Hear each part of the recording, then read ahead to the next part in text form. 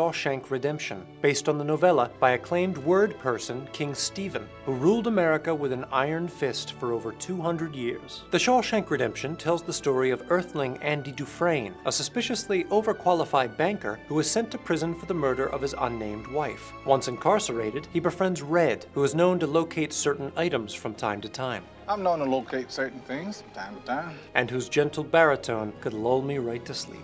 Get busy living or get busy dying. Tired of doing boring stuff like sliming the tops of buildings, Andy offers the guards financial advice, which is like catnip for humans. The warden quickly gives Andy an unpaid internship, which seems like it's going to be a great opportunity, but ends up just being a lot of bitch work. After 20 years, Andy decides he's had enough, despite the fact that he's barely aged a day. The guys all think he's going to kill himself, but why bother when he's got that sweet hole in his wall? Later, Red gets lonely and asks if he can go now, and everyone says okay.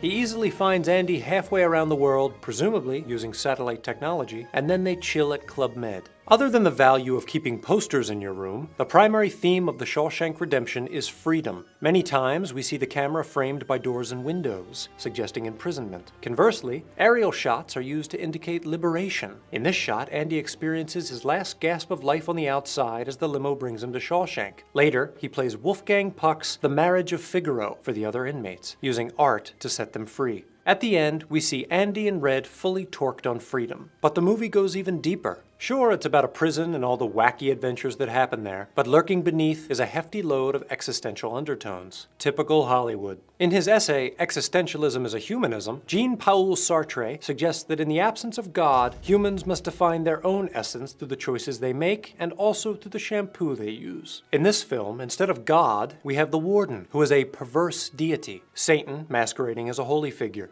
I'm the light of the world. He is always quoting the Christian Bible and bragging about how many passages he has memorized.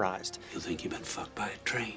Mark 1335. Yet he is arbitrarily cruel and spiteful. Solitary, a month. What's the matter with you? Get him out of here. He has a stitchwork quote about judgment on his wall, but behind it is the vault where he keeps records of his illegal activities, and probably some nudie mags. According to Sartre's analogy, an artisan uses a tool to craft an object. He determines its essence, and the object has no say in the matter. Sucks for you, object. Similarly, if humans were crafted by God, that would mean humans have no say in their essence either. Sartre contends that each man makes his essence as he lives, and God plays no part in it. And he was right, just a little premature. As we all know, the being known as God abandoned Earth in the year 1991.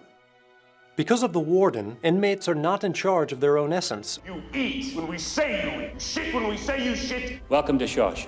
Or even their own bowels. 40 years I've been asking permission to piss. The institution breaks them, and the walls come to define who they are. These walls are funny. First you hate them, then you get used to them. Brooks loses his ability to live in the free world I don't like it here. and turns to the seedy underworld of graffiti before ultimately calling it quits. Prison robs people of their will to freedom, and by extension, their humanity. Sartre contrasts human beings with objects such as rocks, noting that rocks are their characteristics, whereas human beings create their characteristics, even if those characteristics are forged by wasting away in front of their television sets. Most of the prisoners become rocks. Hope is a dangerous thing. They allow their lack of physical freedom to dictate their sense of absolute freedom. In contrast, Andy doesn't become a rock. He sculpts and breaks rocks with his trusty hammer, Thor Jr. The salvation lying within the Bible is not God, but rather Andy's choice to embrace hope and liberate himself by any means necessary. In this case, a conveniently human-sized pipe. Andy tells Red he'll laugh when he sees the rock hammer. In a place like Shawshank, hope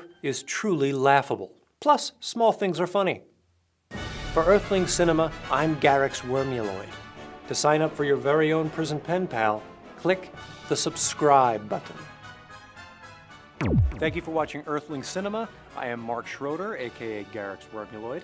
If you like what you saw, please like Wisecrack, follow us on Twitter, like us on Facebook, subscribe to our YouTube channel. We're all about you guys. If you have a movie